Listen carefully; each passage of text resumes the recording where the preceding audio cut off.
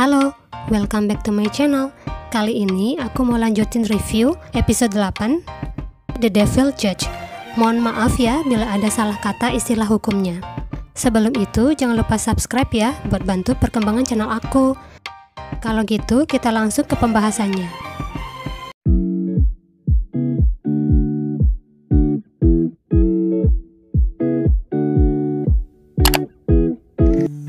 Gaon sangat frustasi mengetahui kebenaran yang ditunjukkan Johan.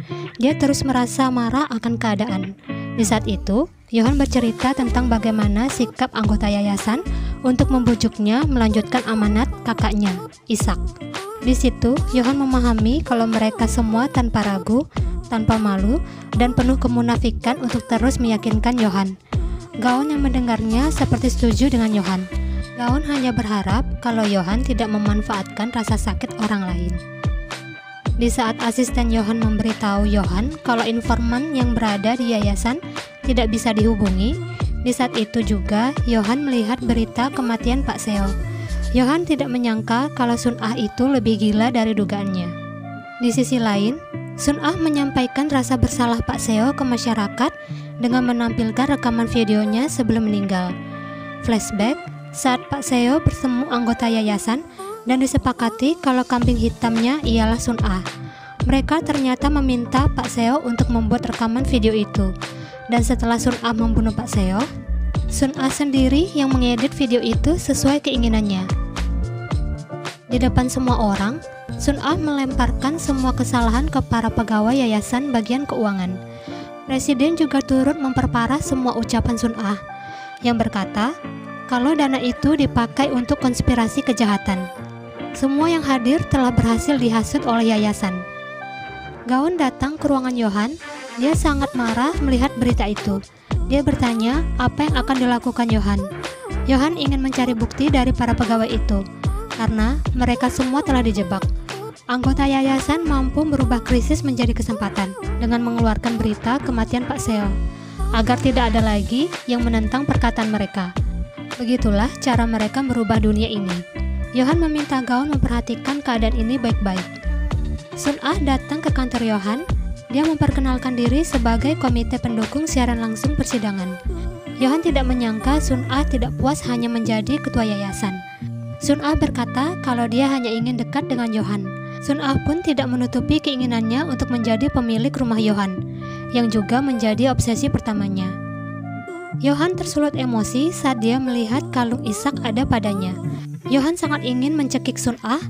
Di saat itu, Gaon masuk dan berusaha menghentikan Johan. Tanpa Sun Ah sadari, Johan merampas kembali kalung milik Ishak. Perasaannya langsung tidak tenang saat melihat jepit rambut Elia juga berada di sana.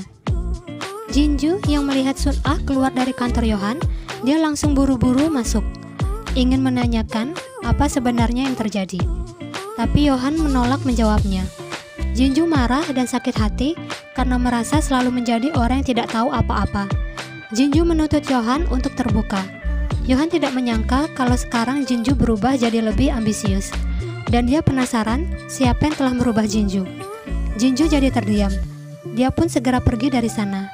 Menteri Cha tidak terima kalau dia dikecualikan oleh yayasan dari kejadian ini. Sebagai balasannya, dia meminta asistennya untuk mengalihkan penyelidikan kasus korupsi presiden menjadi penyelidikan kasus korupsi Sun Ah. Min Jung Ho menemui Gaon. Dia meminta bantuan Gaon untuk memberitahunya semua yang Gaon lihat, dengar, dan pelajari sejauh ini. Min Jung Ho berencana menghancurkan siaran langsung persidangan. Dia merasa dari sanalah sebuah monster lahir dan sulit untuk dikendalikan. Dia ingin mengajukan ke partai oposisi untuk melakukan inspeksi, agar kepercayaan masyarakat terhadap istana itu hilang. Gaon memikirkan keputusan apa yang harus diambil. Di saat itu, Johan menanyakan apa Gaon telah melihat kasus untuk persidangan selanjutnya. Gaon bingung harus menjawab apa karena dia belum melihat sama sekali. Johan mengajak Gaon ke sebuah tempat. Di sana sudah ada asisten Johan. Gaon tidak mengerti maksud Johan. Akhirnya, Gaon dipertemukan dengan orang-orang yang selama ini membantunya. Awalnya, Gaon menyindir tingkah laku mereka karena sudah mempermainkan persidangan. Tapi Johan membela kalau persidangan itu benar hanya sedikit memainkan trik agar para korban mau mengeluarkan keberaniannya untuk bersaksi. Tapi tetap saja disindir Gaon. Akhirnya, mau tidak mau mereka menceritakan alasan mereka mengambil jalan ini. Gaon pun mau tidak mau juga mengerti perasaan mereka. Jinju bertemu Sun Ah di restoran. Sun Ah menghasut Jinju untuk terus waspada dan juga mengawasi jalannya persidangan. Karena dia merasa harus ada seseorang yang seperti hakim, kan seorang Yohan yang mampu membeli saksi dan juga seperti orang yang hidup di dunia yang berbeda. Dia berjanji ke Jinju kalau dia akan memisahkan politik dan konglomerat, lebih fokus membantu orang yang membutuhkan. Sun Ah ingin Jinju menjadi sorotan di persidangan, dan akhirnya Jinju termakan omongan Sun Ah. Gaon terpukul menghadapi fakta kalau sebenarnya dalang dari kasus orang tuanya itu suami Menteri Cha. Dia sangat marah, menanyakan kenapa Yohan menutupi hal ini. Yohan ingin agar Gaon sendiri yang mencari bukti itu, karena bila dia sendiri yang mengatakannya, Gaon pasti akan meragukan ucapan Yohan. Gaon meminta bertemu dengan Min Jung Ho.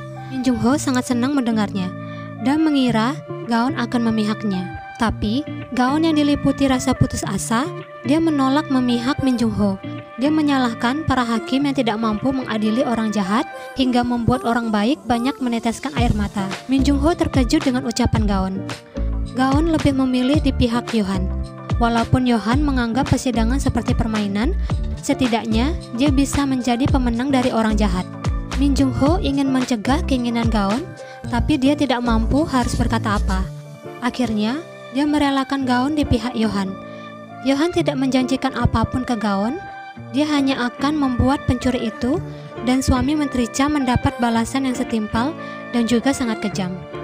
Terima kasih sudah nonton video aku sampai habis. Sampai jumpa di episode 9.